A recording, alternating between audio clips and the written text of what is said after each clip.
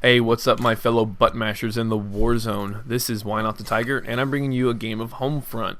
Now, I know we've had nothing but Call of Duty posted on here, so I thought I'd bring something new because it's a game that I really do enjoy playing from time to time. It's not my primary shooter, but it is a nice break from Call of Duty. And unfortunately, or fortunately, I don't know, Call of Duty is my primary shooter. It's I don't know, I don't want to say it's the best game out there, but it is the most popular game out there, and to be honest, it's sort of the gold standard for first-person shooters with respect to controls and graphics and gameplay and all that jazz. So, but let's talk about Homefront. I want to talk about Call of Duty. It's kind of been played out. I thought I should have gotten that guy, even though I was shooting at the other dude. But anyways, all right. So I say, and I've said this before, that this game it's got parts of it of other games that build this game into a complete game. Does that make any sense? No. Anyways, here's how I always put it. It is as if Battlefield Bad Company 2, MAG, and Medal of Honor had an orgy, and this is what came out. So there are three different distinctive games that this game is sort of built around. Now, what is brought into this game is, say, like MAG, for instance. MAG allowed you to play with up to like 256 some odd players on a match. I never got that high when I played MAG, but apparently you can. In this game, you can play 24 or up to 32 players in a single match, which is nice, actually. Having more players, I think, to my opinion, enhances the experience, especially on larger maps. You know, you don't have to like run around looking for guys. You know, guys will come to you.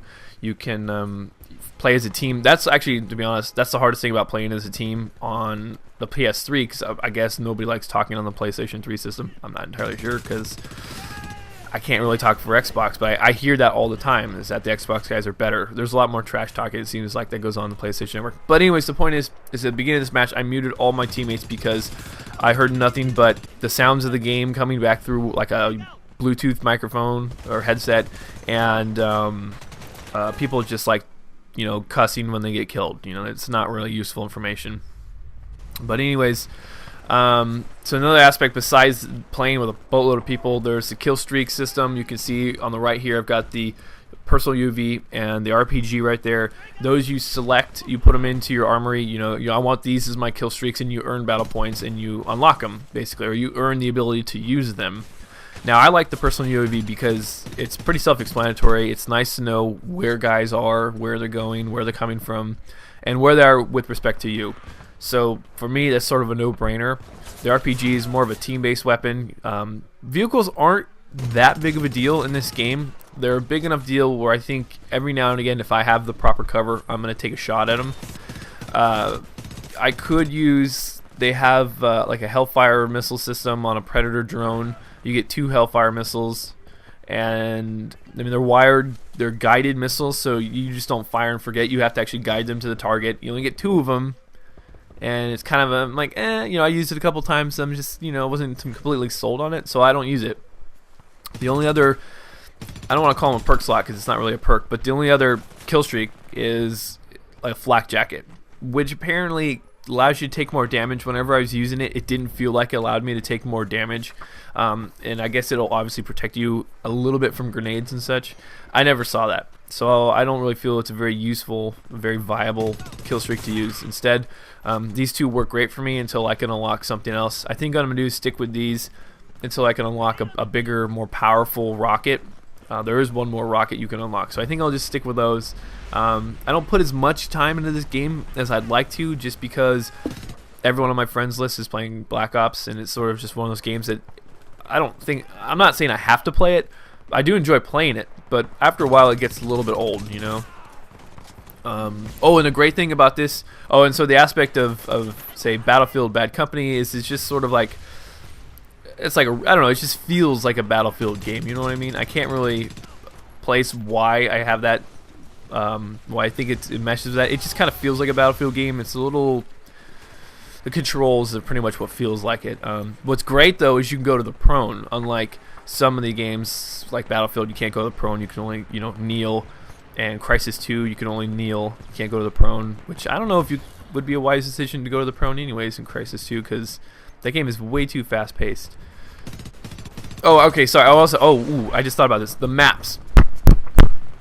the map sizes are what remind me of Battlefield Bad Company 2 as well, because they're gigantic maps. You know, the players, there could be more players in Battlefield, I think. That's just me, because you get some of those games of sector control, and you've only got like 3 squads of 4. You know, there could be more people. It could be bigger, and maybe Battlefield 3 will be bigger. I don't know. That's the game I'm actually looking forward to. I'm really not looking forward to the next Modern Warfare installment. I'm really looking forward to Battlefield. Everything I've seen looks awesome. So anyways, moving on. I keep getting off on these tangents about other games.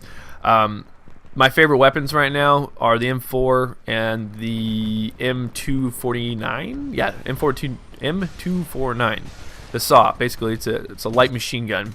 And it's got some kick to it, and I like it, and it kills pretty quickly. The M4 is on target, like you just saw me take down that guy from pretty far away.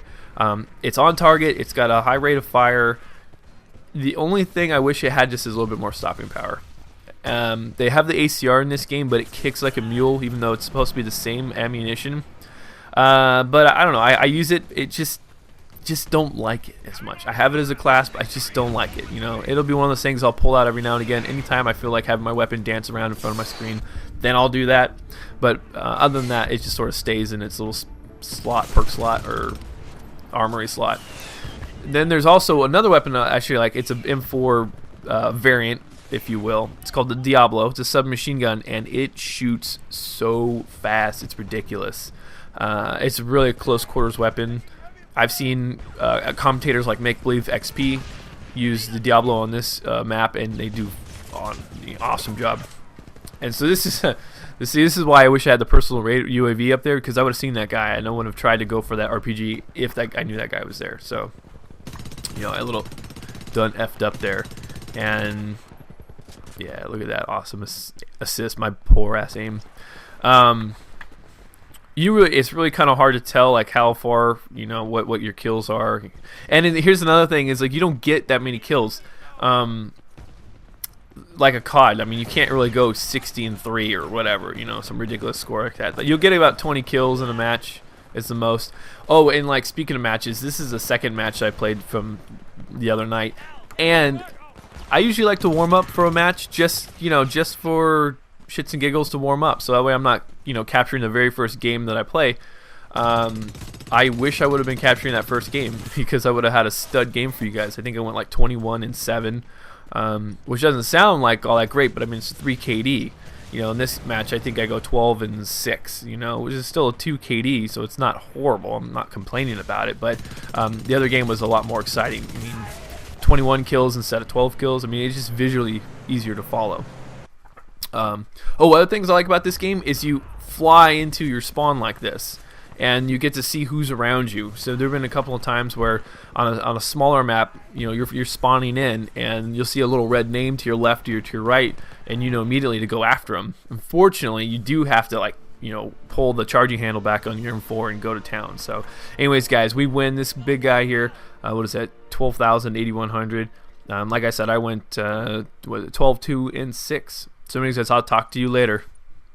Remember to drop a comment, rate this video, and subscribe to the Button Mashers for more.